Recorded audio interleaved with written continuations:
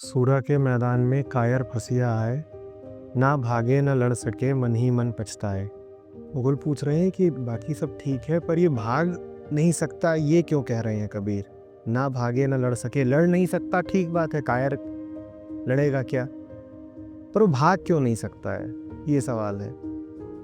भाग इसलिए नहीं सकता कि भाग के जाएगा कहाँ?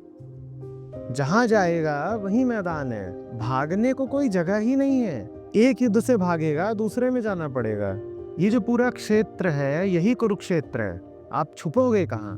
धर्म क्षेत्र कुरुक्षेत्र, पूरा मैदान ही लड़ाई का मैदान है, कहाँ भागोगे? भाग के जाओगे कहाँ? ऐसा नहीं कि कायर भागने की कोशिश नहीं करता, भागता वो पूरा है, कायर और करेगा भी क्या। पर जहां जाता है वहीं आफत सामने पाता है, एक लड़ाई से भागता है दूसरी में प्रविष्ट हो जाता है। ये सूरा का मैदान है, मैदान तो है ही है, पर इस मैदान का मजा वही लेते हैं जो शूर होते हैं। जिसने आफतों में मजा लेना सीख लिया वही इस जन्म का आनंद उठा पाते हैं। सुना होगा आपने, वीर भोग गया वसुंधरा। जीवन को भोगते ही वही हैं जो वीर हैं, उसी को कबीर सूरमा कह रहे हैं। ये सूरा का मैदान है, इसमें कायर का क्या काम है? यहाँ तो कायर बस फंस सा गया है। यहाँ तो उसको लगातार यही लगता रहेगा कि उफ, क्यों जन्म ले लिया, क्यों जीवन में फंस गया। और जिस दिन वो मरेगा उस दिन बड़ी शांति अनुभव करेगा, कहेगा बाप रे बाप, फंस गया था, पता है, जिंदगी मिल गई थी, 40-50 साल 80 साल फंसा रहा, अब जाके मुक्ति मिली है। और इसी कारण आपने देखा होगा अक्सर लोग मृत्यु की कामना करते हैं और यही कहते हैं मुक्ति मिले किसी तरीके से। ये वही है कायर, इन्हें इस मैदान में कोई आनंद नहीं है। सूरा के मैदान में कायर फंसिया है, ये बस फंस गए हैं, ये तड़प रहे हैं और मना रहे हैं कि किसी तरह से मुक्ति मिले। मुक्ति मिल भी गई तो जाओगे कहाँ? कहाँ जाओगे? तुम एक जगह जहाँ फंसे हुए हो उससे हट के दूसरी जगह फंस जाओगे। कबीर के पास एक बार कोई आया कि अब तो मरने वाले हैं, अब मुक्ति मिल जाएगी, अब तर जाएंगे। कबीर ने कहा, जियत ना तरे मरे का तरे हो, तुम फंसे ही रहोगे। इसी को 84 का चक्र कहा गया है कि तुम फंसे ही रहोगे इस चक्र में।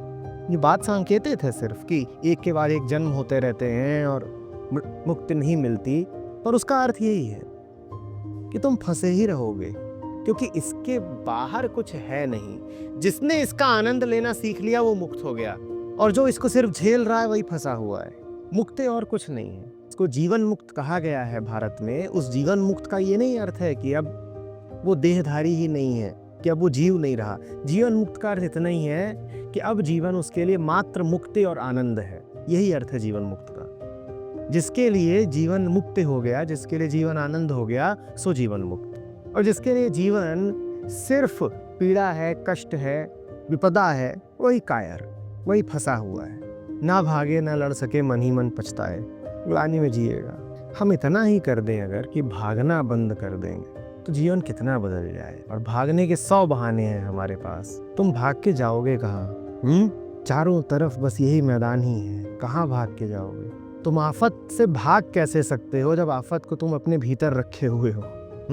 ये वैसी सी बात है कि तुम्हें सर में कोई बीमारी है और तुम खूब जोर से भाग रहे हो, जहाँ जाओगे बीमारी साथ लेके जाओगे। और सर की बीमारी है तो फिर भी समझ में आता है कि तुम उसको तुरंत त्याग नहीं सकते, शारीरिक है, रखी हुई है। तुम्हारी हालत तो विक्रम जैसी है। विक्रम बेताल देखते थे, वो उसको पीठ पे बैठा करके अपनी मनहूसियत, अपनी बेवकूफ़ियाँ हम बेताल की तरह पीठ पे लाद के घूमते हैं। फिर हम कहते हैं बोझ बहुत है जीवन में, दुनिया भर का कचरा दिमाग में भर रखा है, ये विचार वो विचार, ये मत वो धारणाएं वो बिलीफ्स लादा हुआ है। अब शक्ल सूखी सूखी सी है, जीने में कोई तरह नहीं है, कोई रस नहीं है। उधार की बातें बोलते रहते हैं जिनको कभी खुद जाना नहीं, जिनसे अपना कोई परिचय नहीं, जो यदि कोई और ना बताता तो कभी जेहन में उठी ही ना होती। ऐसी बातों को दिन रात तोते की तरह रटते रहते, और जहां जाते हैं इनको साथ लेकर के जाते हैं, छोड़ने को राजी नहीं है। तो भाग भाग के होगा क्या? जाओ भाग के जहाँ जाना है। समझिए साफ साफ, जो कुछ भी बाहरी है वो बोझ की तरह ही रहेगा हमेशा। अपने आप से एक सवाल पूछिए, जो कुछ भी आप मान के बैठे हैं, जो भी कुछ आपके मन के गोदाम में भरा हुआ है, अपने आप से उसको लेकर के एक सवाल पूछिए बस, यदि ये मुझे किसी ने बताया ना होता यदि मुझे इसकी शिक्षा न दी गई होती, यदि ये मैंने किसी किताब में न पढ़ लिया होता, तो क्या ये तब भी मेरे मन में होता? यदि ये तब भी होता तो आपका है, और यदि वो आपके मन में सिर्फ इस कारण है क्योंकि वो आपके मन में ठूस दिया गया है बचपन से, तो क्यों उसको लादे फिर रहे हो? क्यों लादे फिर रहे हो? उसमें कोई सत्य नहीं है। एक दूसरे तरीके से भी अपने आप से पूछ सकते हैं, एक प्रयोग कर लीजिए। आज आपकी स्मृति चली जाए, आप पुराना सब भूल जाएं, चेतना रहे, समझने की शक्ति में कमी ना आ जाए, पर स्मृति विलुप्त हो जाए, जो कुछ था पुराना वो सब साफ हो जाए, मान लीजिए बस, और उसके बाद आपको नई शुरुआत करनी हो, तो क्या वाकई वो सारी पुरानी धारणाएं अपने आप वापस आ पाएंगी?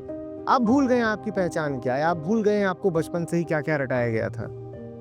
माहौल ने जो कुछ आपके भीतर भर दिया है वो सब आप भूल जाए।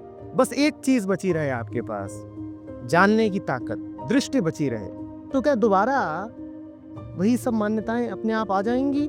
जो कुछ भी दोबारा अपने आप ना आ जाए, समझ लीजिए झूठा था, क्योंकि सत्य ही है जो अमर होता है, वही अकेला है जो दोबारा तिबारा चौबारा बार बार आएगा। बाकी सब तो कचरा है, संयोगिक है, आ गया था किन्हीं कारणों से, दोबारा नहीं भी आएगा।